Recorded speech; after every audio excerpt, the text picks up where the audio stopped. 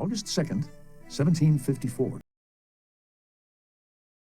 Today, Pierre L'Enfant was born in Paris. Highly educated, he traveled to America in 1777 and served as a civil engineer in the Revolutionary Army.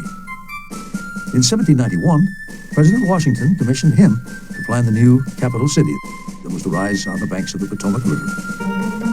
L'Enfant's design called for a rectangular street grid intersected by a series of diagonal avenues named for the states. He gave Congress a home on top of what came to be known as Capitol Hill, while on the other side of town, he placed the official home for the president, just north of the broad park-like mall. L'Enfant died in 1825 at the age of 70, but his design for Washington, D.C. lived on, though with a few encroachments, among them a railroad station right in the middle of the mall, the very station where President James Garfield would be assassinated in 1881.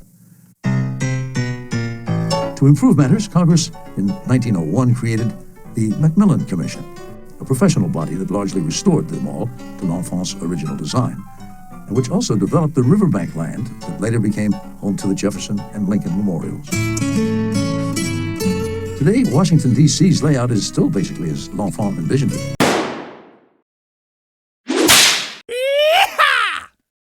No civil engineer in their right mind would build a city on the spot where Washington, D.C. now sits. When Pierre L'Enfant was designing the layout of the city, he didn't have much of an idea where it would actually be built. He just knew it would require a 10-mile square piece of land. When it came time for Congress to appropriate said piece of land, they had two main requirements. It can't be seen as exclusively southern or exclusively northern, and it has to be in such a god-awful, miserable, swampy, pestilential location that we can purchase the land within the constraints of our very limited budget.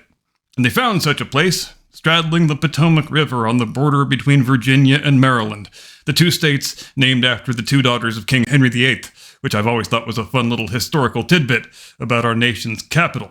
And you know what else Monsieur L'Enfant didn't know? He didn't know he was designing a big city that lots of ordinary people would one day live in. It's Wednesday, the 13th of August. This is Curmudgeon's Corner.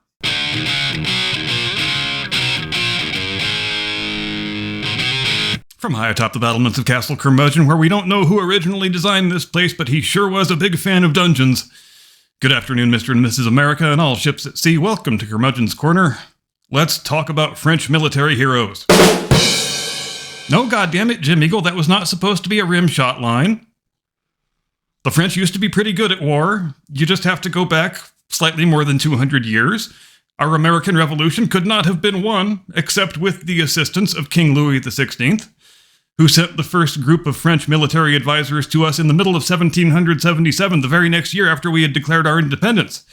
That first delegation was led by Major General the Marquis de Lafayette, who placed himself and his staff at the disposal of General George Washington, and one of the men on his staff was a 23-year-old military engineer by the name of Pierre L'Enfant, who, despite his very aristocratic origin and pedigree, immediately developed a very strong affinity for the Americans and with their cause and with their struggle to establish democratic self-government.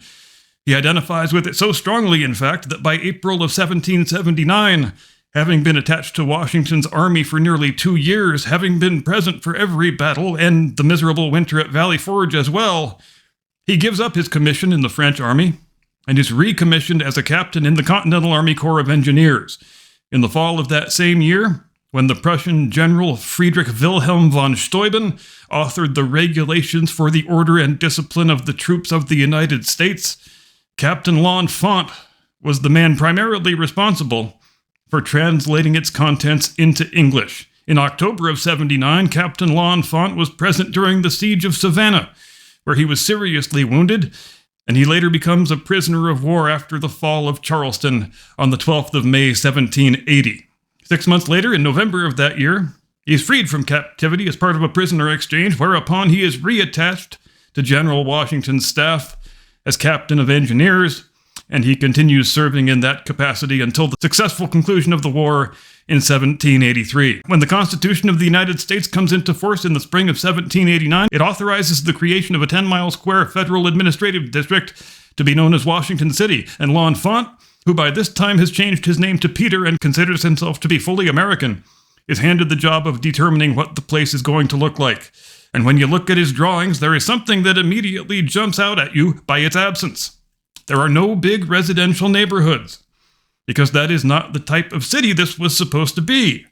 The president would live there, the Congress would meet there, the Supreme Court would hear its cases there, the Army and the Navy would have their respective headquarters there, and foreign nations would have their embassies and consulates there.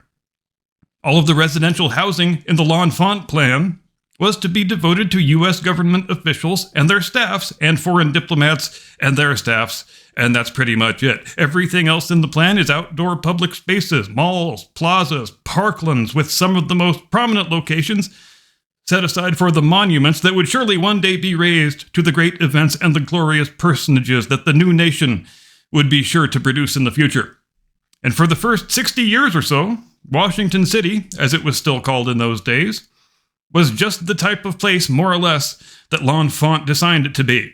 In 1860, just before the outbreak of the Civil War, the population of the city is around 75,000. By 1870, after the war's end, it has exploded by 67%, all the way up to 111,000. How and why did that happen?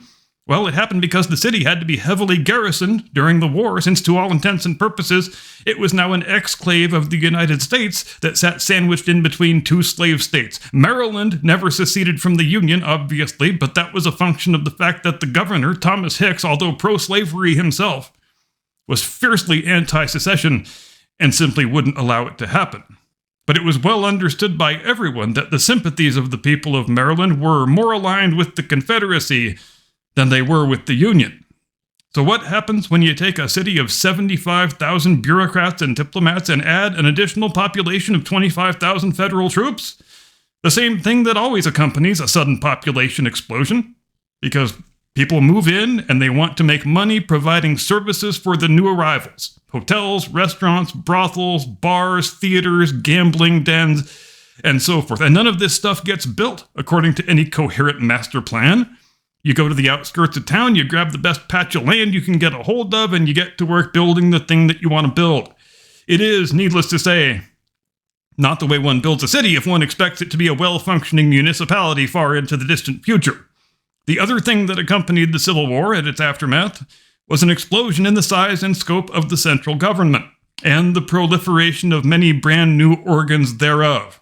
You make a new agency or a new bureau, it needs buildings in which to do its work, it needs housing for the new bureaucrats to live in, and it needs more people and more buildings to provide them with the services that they require. By 1950, in a period of only 90 years, the population of Washington has gone from 75,000 to its all-time high of 802,000. Every local function is still directly administered by the federal government. The Constitution provides that the Speaker of the House is, to all intents and purposes, the autocratic ruler of the federal district, except when the armed forces have to be mobilized or the law enforcement arms of the various federal agencies, in which case that authority falls to their commander-in-chief, the President of the United States. It's during the 1950s and 60s that the D.C. Home Rule movement first begins to bubble up, and by the mid to late 60s, coincident with the Civil Rights Movement, the push for D.C. Home Rule is increasingly framed as a matter of racial grievance. We've got a majority black city here, so the argument goes, where the residents aren't allowed to govern themselves like they are in every other American city, so we want Congress to change that. And Congress, applying the time-honored principle of we will give you whatever you want, just please don't call us racist, finally acquiesces with the passage of the D.C. Home Rule Act of 1973. Which establishes a Washington mayor and a Washington city council and a Washington school system and a Washington police department. And it's important to note here that the Home Rule Act doesn't take away the constitutional powers of the House Speaker and the President. It merely delegates those powers to the new organs of the new city government, but anything that city government does can be overridden at any time for any reason. Now, to say the D.C. Home Rule Act has been an unmitigated disaster from the start is almost an understatement. Within less than 20 years of its passage, the mayor of D.C. was a guy who enjoyed smoking crack in hotel rooms with prostitutes and went to prison for being a bribe taker. Within 25 years, the city's voters had returned that man to office for a second time.